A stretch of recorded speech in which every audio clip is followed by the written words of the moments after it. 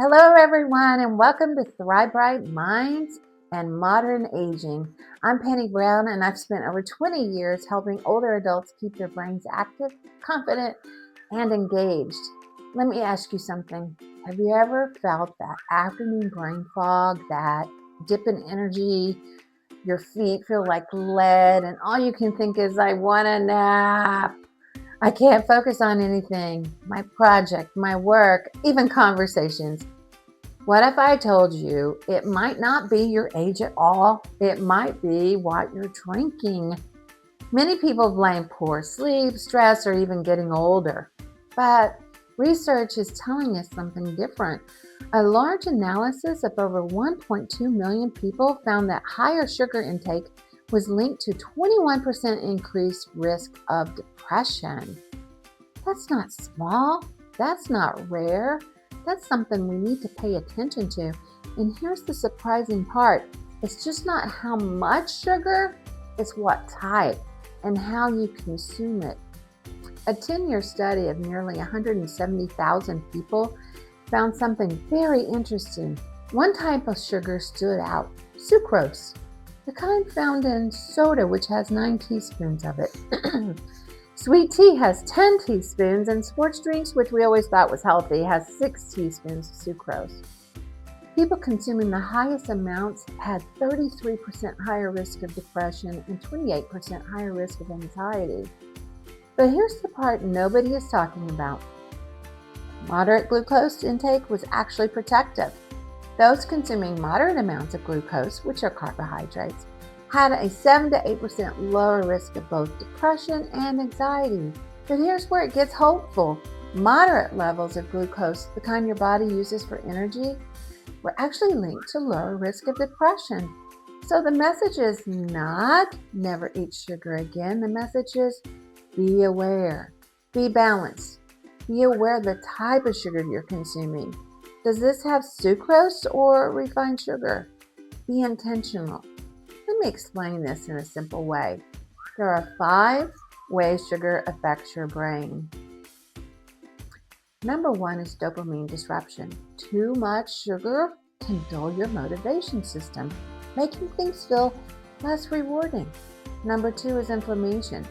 High sugar intake can create brain inflammation, which is linked to the big bad wolf, memory issues.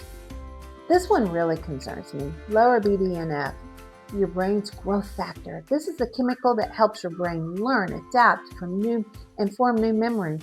High sugar can reduce it significantly. And number 4, stress system overload.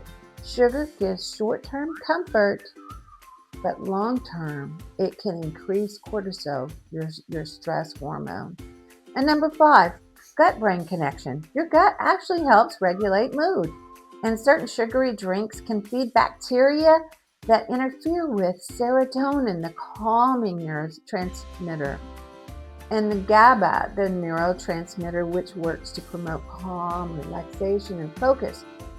Your general mood balance is disrupted by sugar. So this isn't just about calories, this is about your brain chemistry. So here's the part that surprises most everyone. Studies show regular drinking of sugary drinks increases the risk of depression by 26%.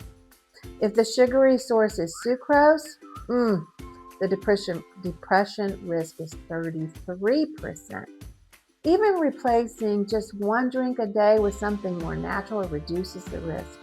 So this is not about perfection. It's about small daily shifts. Liquid sugar affects your brain faster than food. But why? It hits your bloodstream quickly. It doesn't make you feel full. It causes sharp spikes and crashes. And that crash, you feel like you have just those leaded shoes, or all you want to do is take a nap and you just can't focus on your work or your project. That's your brain fog moment. Here's what you can do starting today, not tomorrow. I know. I like my sweets too. Making healthy changes or trying new things at first makes life hard. However, easy has a cost. So, what are some options? Try new drinks that have 0 sucrose or loaded with sugar. There's so many new ones out there. Just experiment. Get a water bottle, add fruit, lemons, limes, blueberries, strawberries, cantaloupe, whatever floats your boat. Keep a pitcher of water with lemons or limes in your refrigerator.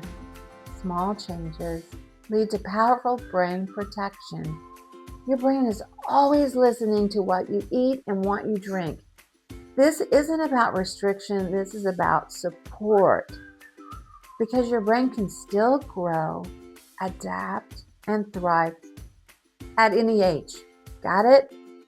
If you found this information helpful, please share it with a friend and subscribe. I'm Penny Brown, and I'm here at Thrive Bright Minds and Modern Aging, and we are not expired, we are evolving. So till next time, see you soon. Bye.